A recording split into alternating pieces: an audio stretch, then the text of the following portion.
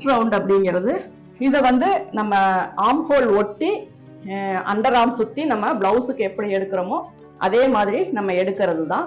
Suppose middle chest பெருசாக இருந்தால் middle செஸ்ட்டுக்கும் ஒரு ரவுண்ட் எடுத்துக்கோங்க.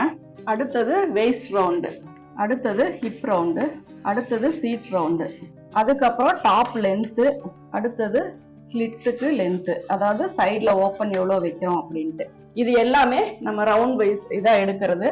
இப்போ செஸ்ட் ரவுண்ட் அப்படிங்கும்போது எவ்வளோ அப்படின்னா ஒரு 30 இன்ச்சு 35 இன்ச்சு வருது அப்படின்னா, மிடில் செஸ்ட் ஒரு 38 வருது அப்படின்னா, அந்த அப்படி அதிகமாக வரும்போது மட்டும் நீங்கள் மிடில் செஸ்ட் எடுத்தால் போதும். வெயிஸ்ட் ரவுண்ட் அப்படிங்கும்போது ஒரு 30 இன்ச்சஸ் வருது.